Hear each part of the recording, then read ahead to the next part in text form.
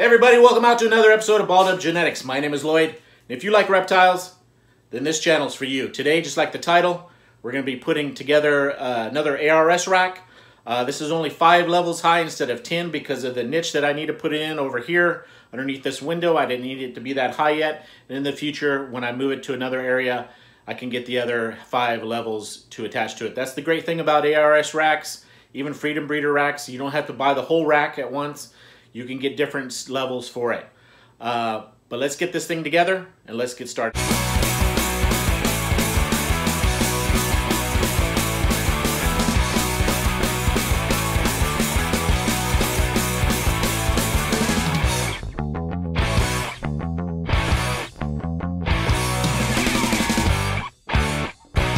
All right, everybody, so I just got back from picking up the new ARS rack from the shipper. Again, it's not a full 10 level. It's only 5 levels because I have a window in the snake room that I want to put it underneath. So that and you know, I thought I could save a little bit of money this time by only getting a half a rack. But I'm gonna go and get it out of the back of the truck. Get it over by the snake room, start assembling it. I'm not going to bore you guys with the full assembly of it. I'll just show you some highlights of it, show you inside the room, and then we'll talk about what I'm going to do with it, what I'm going to put in it, and we'll show some other, of course, snakes in this video.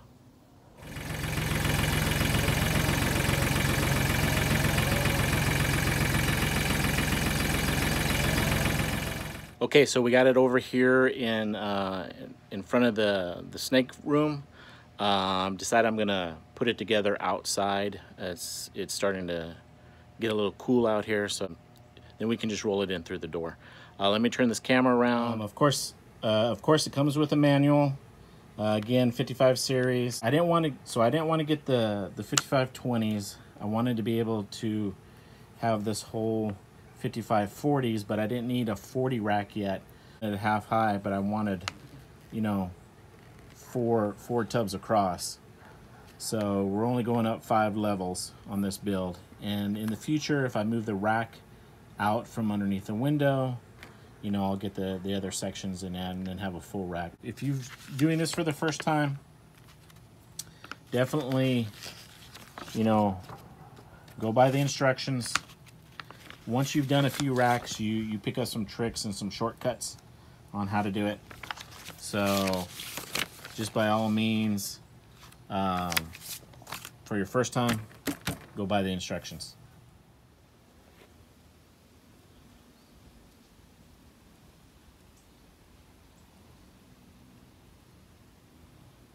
All right, so of course we have wheels are in there. This is the base for the wheels. We have the heat panels going on. We have the posts. These are all the rails for in between the 2 ends. And then we have our base right here, so that's what the wheels will go on when that's together.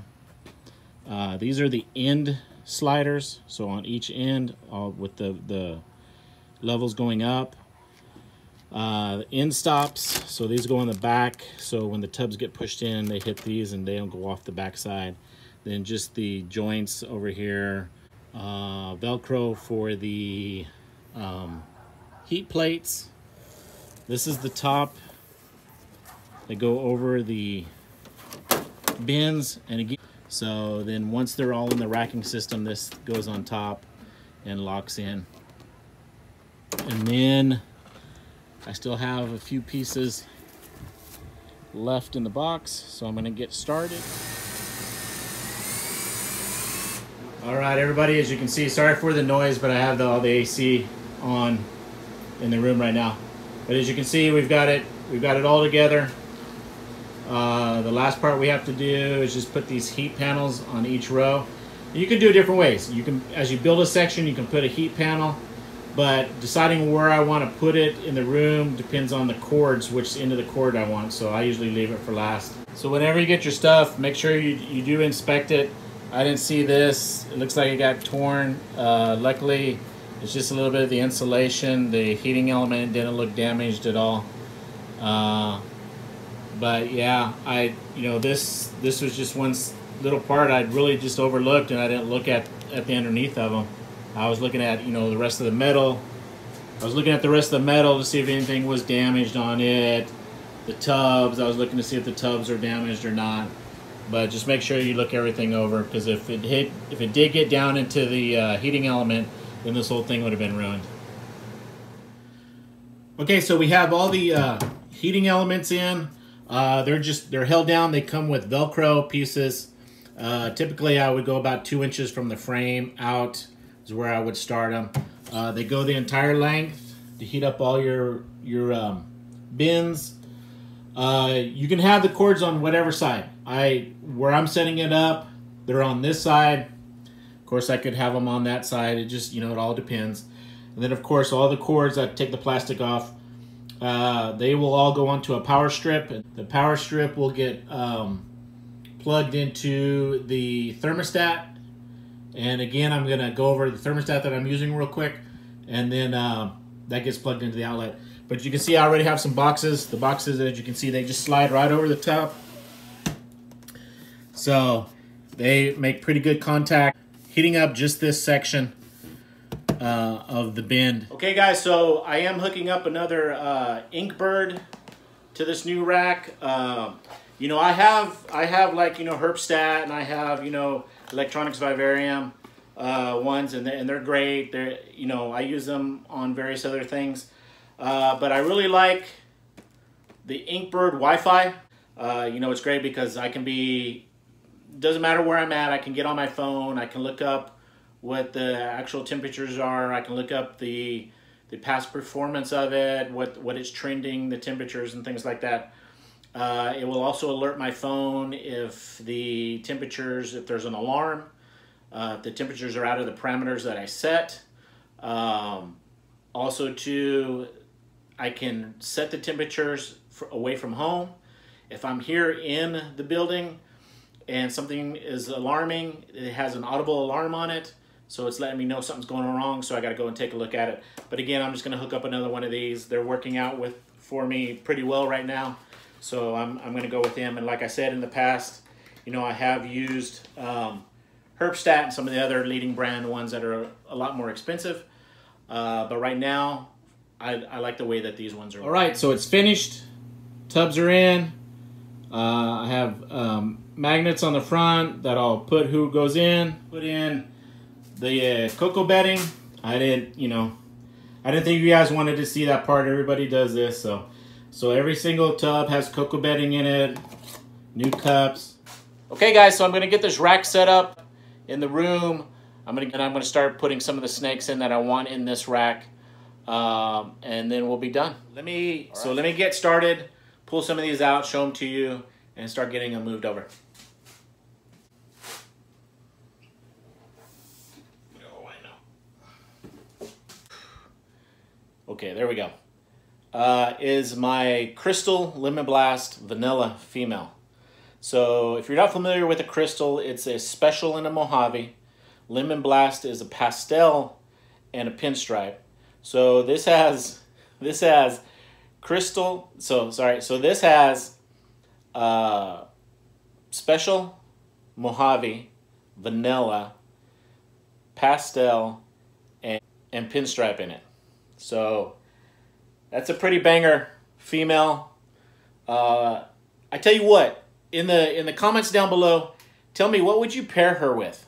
What male, what genes would you put with this to get what kind of combinations? So do that down in the comments below. So let's get her set up. All right, so we're gonna put her in here. It's hard to do with one hand. All right, so we'll put her in here. And then I'll get this filled up with water and I'll get her name put up there. But that's the first snake going in inside the new rack. All right, let's get another one.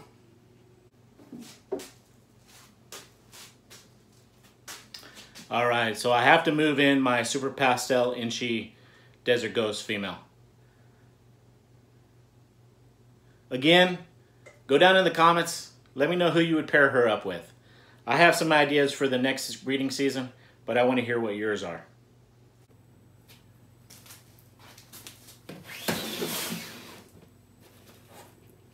All right. Again, water's in later. Name tag put on. But there we go. So of course, I would have to put my Ultramole in there. Single gene Ultramole female, but she got big plans in the future. Let's get her set up too.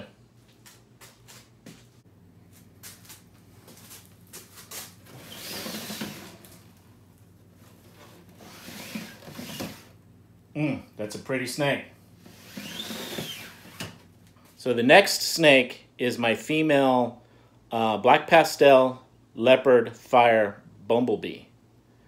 So a bumblebee, of course, is a pastel and a spider.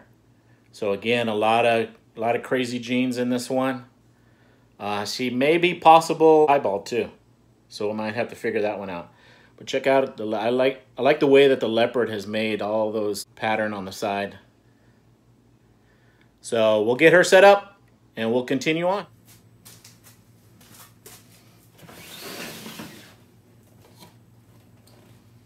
Again, black pastel, pastel, spider, leopard, fire.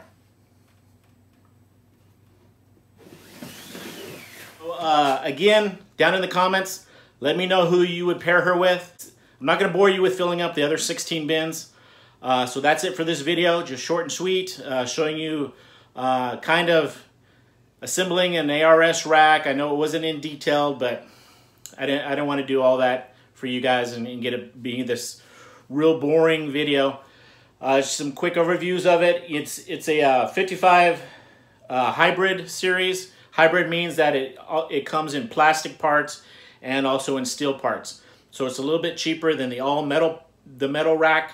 I've had, as you see, I have ARS racks. I have nothing against Freedom Breeder, and they've worked out fine for me over the last few years that I've had them. They are expensive when it comes to shipping, though. If you're out of state from where they're being made, it can run several $100s for just shipping alone. So you have to put that into the equation of when you buy one of these. Again, showing you just some of the females. I'm just going to start moving the rest of them over. But again, I hope you've enjoyed this video. If you have, please remember to subscribe down below. Turn on that post notification bell so every time we upload a video, you'll be informed, which typically is on Tuesdays. Please share these videos on your social media platform. It's doing really great for us right now. This channel is steadily growing. Hopefully pretty soon we can get up to 500 subscribers and then on our way to over 1,000 subscribers. In the future videos coming up, I do have a new species of snake that was gifted to us. I have a pair, a male and female, and we'll go over that in the future. But here's a quick hint of what it is.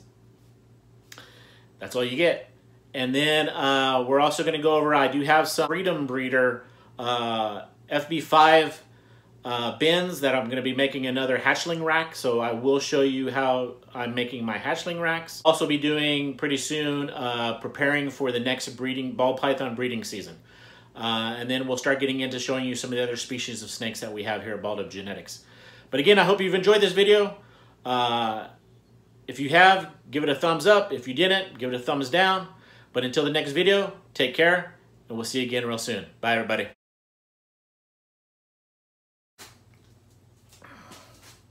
All right, everybody.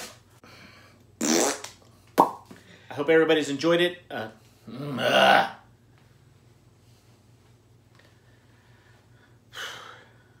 Take 3.